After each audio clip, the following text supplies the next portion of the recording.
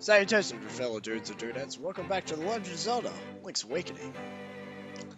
Last time we got a whole bunch of goodies, advanced the trading sequence, and now we're standing right in front of the Catfishes Mall.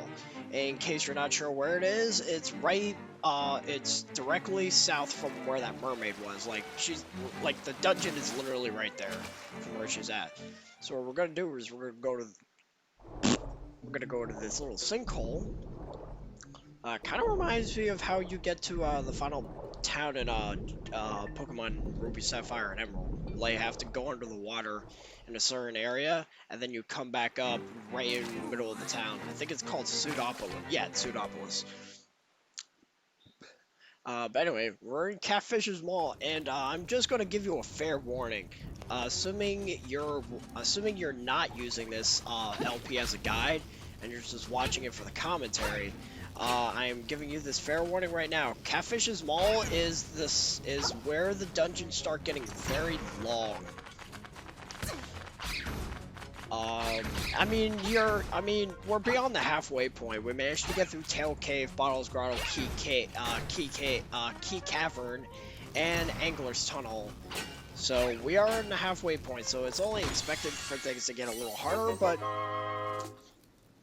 this dungeon is a case of where I feel like the longevity is for the wrong reasons. Which I'll get into a little bit later. Those enemies we just saw, I'm not exactly sure what they're called exactly. In fact, I don't remember most of the enemies in this game. Sorry. At least all the original ones. But for one, we got the introduction of these red Stalfos, who not only jump like the gold ones, but they also throw projectiles at you. So you want to watch out for those. They're not too bad. You can take them out before they even get a chance to throw anything at you. So it's not too bad. But those enemies we saw earlier, you can only hit them in the back. Their faces are completely guarded. So for those of you who are not using this as a guide, you just want my input before you guys do the dungeon on your own, make a note of those marks on the floor in that room we just saw, because there are 3 other rooms like it. There are specifically 4 light blue covered markings on the floor. And that's an indication that that room is going to be important to some capacity. But yeah, unfortunately, this dungeon is very long for. I'm not a fan of this dungeon. I just have to get that out there now. Do not like this dungeon at all, especially considering the fact that I enjoyed Angler's Tunnel, at least in the remake, so much because of its ambience. It's because of its ambience, how it looks in this game, and my gosh, that music is great. This one sounds more kind of, I don't know. In fact, I'll just go on and say that the dungeon tracks aren't super memorable in this game. The remake does a better job to make them more memorable, but the only one I can immediately say clicked in my head was Angler's Tunnel. Granted, I haven't gotten to the last 2 dungeons at the time of this recording. With the stuff I already have recorded, I'm probably gonna get around to doing that today. But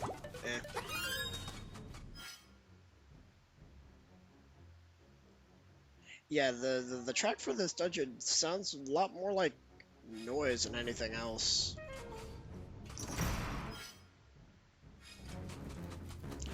Also, this dungeon is very easy to get lost. This dungeon is easy to get lost in, at least for me anyways. Because not only is this one of the longer dungeons, for wrong reasons, this dungeon's also a lot bigger too than the other ones we've seen beforehand. And unlike the previous dungeons where the dungeon map sort of laid out, was sort of reflective of the dungeon's name, this one's just a bunch of rooms. It doesn't look like a catfish to me. Alright, so now we got the Stalfos Knight. Alright, so basically what you want to do is whenever he tries to swing his sword at you, you're going to want to swing your sword and use a bomb. This is the only way to defeat him. I think he's able to jump on you, and his sword swings hurt pretty hard. Assuming you don't have the blue tunic. After 3 bombs, he goes down like really easily. So cool, we got the mini boss defeated. Go into this room, and that must be our dungeon item. So let's open it, and it's empty. He took it. So now we have to track him down again, and you might have noticed something else. You might have noticed something about that room. There was a blue marking on there, but unlike the previous room we were at, it only had 1. You probably already know that this is going, but for those of you who don't know or are still watching this, for the sake of having a guide, there are 4 rooms in this entire dungeon. 1 with 1 blue marking, 1 with 2, 1 with 3, 1 with 4. You have to go to every one of these corresponding rooms in that order. 1, 2, 3, 4. In order to track down this guy and actually claim our dungeon item. Now, on your first time through, you're not gonna know where. You've probably seen 4 and 1, but you're not sure where 2 and 3 is. Thankfully, I miraculously went to 2 and 3 in the correct order too. Here's room number 2. And unfortunately, this is the other problem. Because after we're done here, we gotta go to room 3, which is further on ahead. And when we're done with that, we have to backtrack all the way to that, to room 4 that we saw much earlier in the dungeon. And it's not like this guy's strategy changes at all. It's not like he gets a little harder every time you rematch him. It's the same fight. He tries to slash you, you slash him, you put down some bombs. After 3 bombs, he retreats. You would think even for the last fight you have with him, he does something different, but no. He's just there just to waste time. It's really annoying that I have to track him down for so long just to get an item to progress in the rest of the dungeon. I'm not a fan of that dungeon setup. It's like, this is a very arbitrary way of panning out, well, that guy's stuck in limbo forever. Yeah, for some reason, if you pushed... Yeah, for some reason, while Windows, I guess, Podoboos, actually, I think they're electric-based, I don't know. But whenever they're passing alongside objects you can actually pick up, if you pick up that object that they're moving alongside, they'll just sort of go in a circle for all eternity. Unless if you, like, leave the room, because then like, those objects respawn.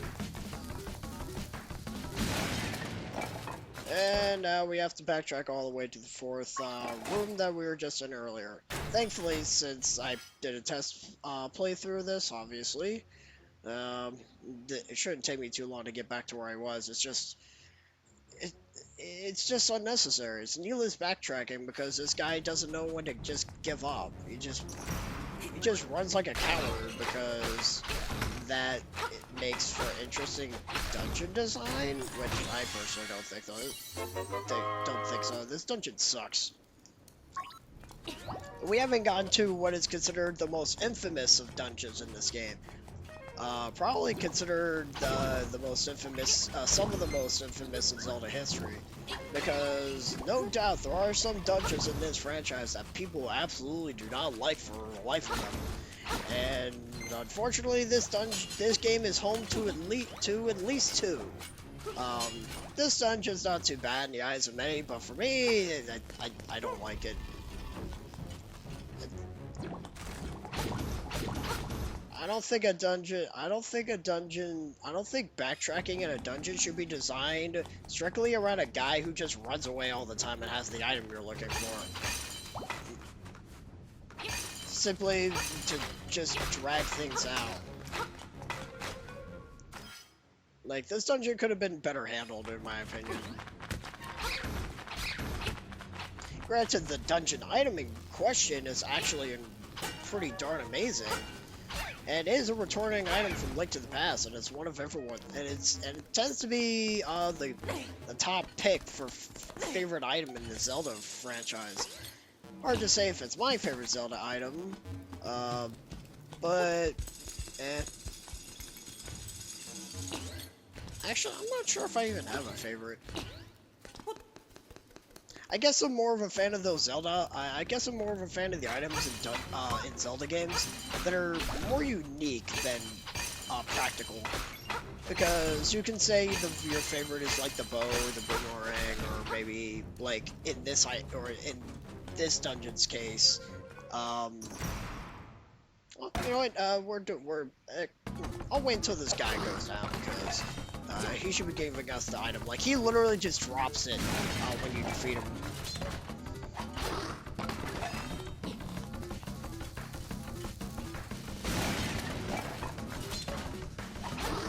And I guess this is the primary reason why I recommend those bomb upgrades in case you sort of miss with the bombs. But that shouldn't really be an issue for you. And now we get our dungeon item. The Hookshot. It's a very popular item among Zelda fans. Again, not to say it's my favorite because again, my favorite Zelda items are more the unique variety, like the spinner, the Dominion rod.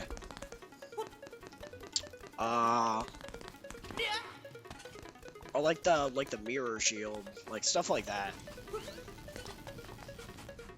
Well, I guess the mirror shield's not that unique because it is in a few games, but not all of them.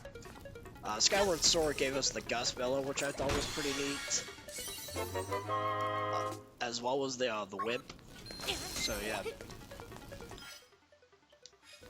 Again, I admire the practicality of items such as this beautiful Hookshot.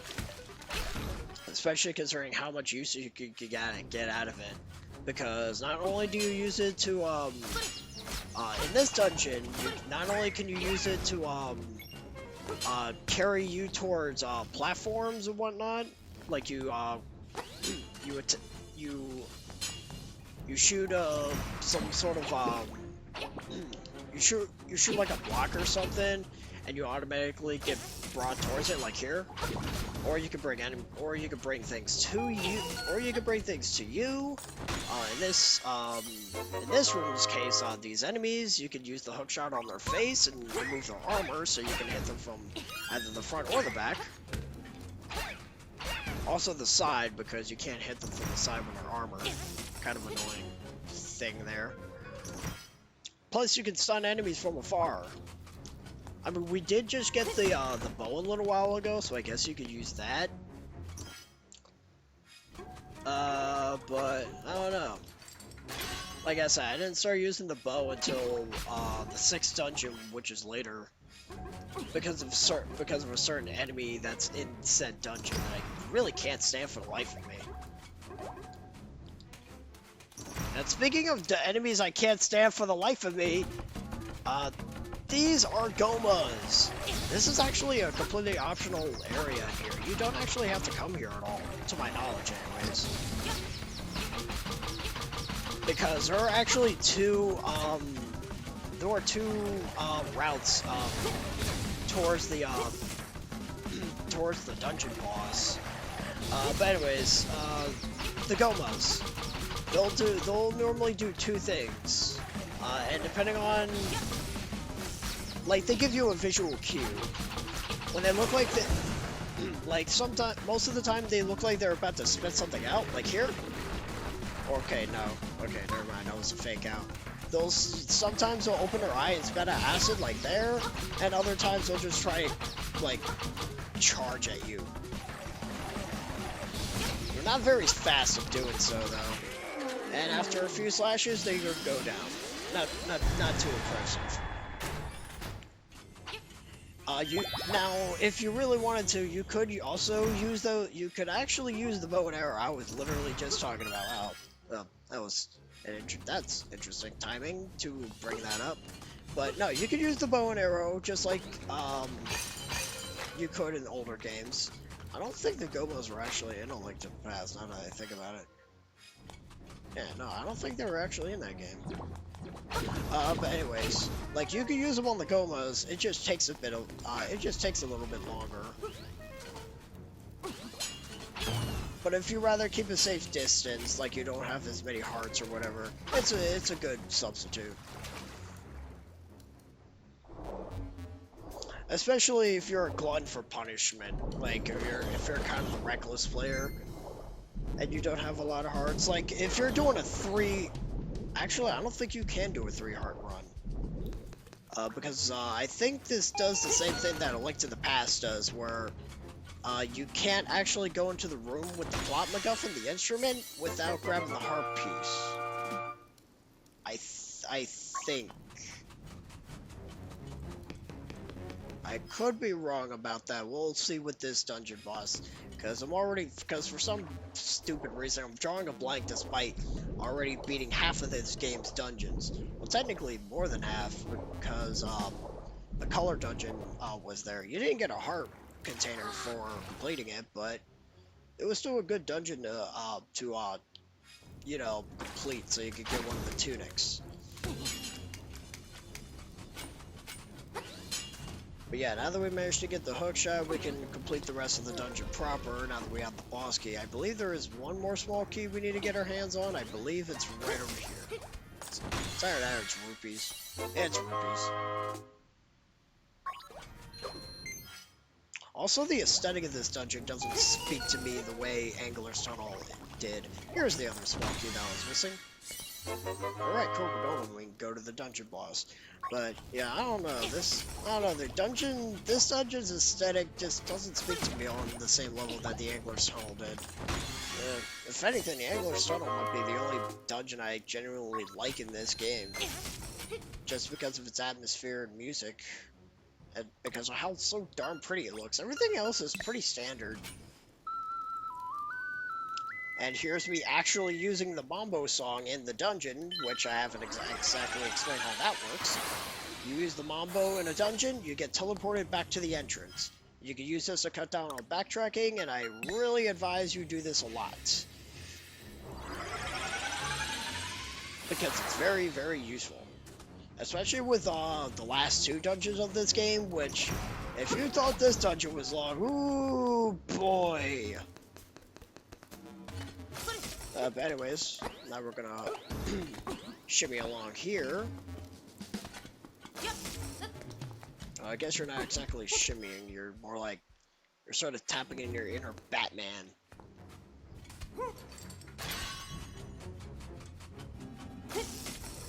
And once we go over here, we can enter the boss door. So let's see who lies in wait for us. So you are the outsider. Come to wake the windfish. I shall eat you.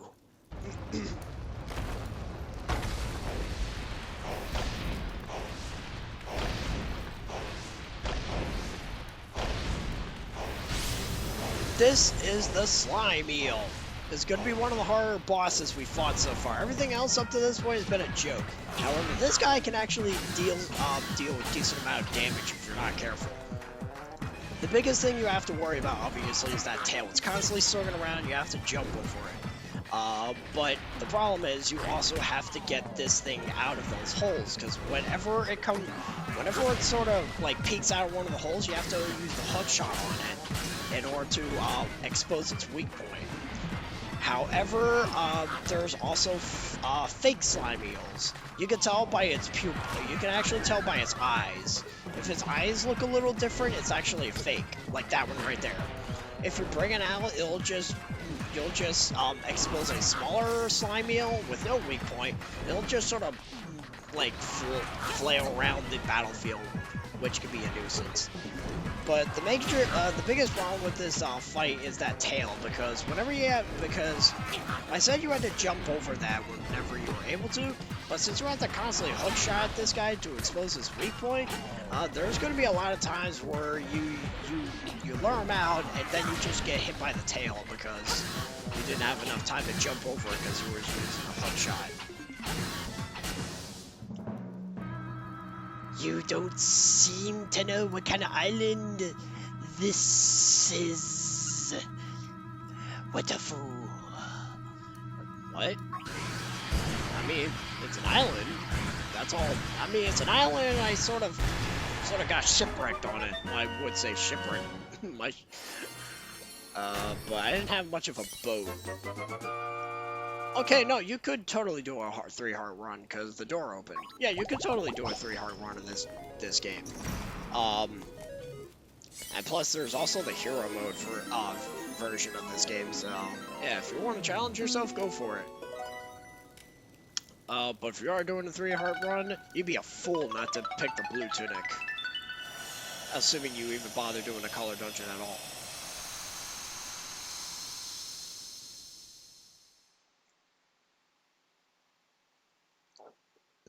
Shrine. The island's secret in the shrine. A shrine, you say? Interesting. Well, enough about that. Now that we managed to complete Catfishes Mall, we have the Hookshot, so now we can explore a little more of this island. Not too much, though.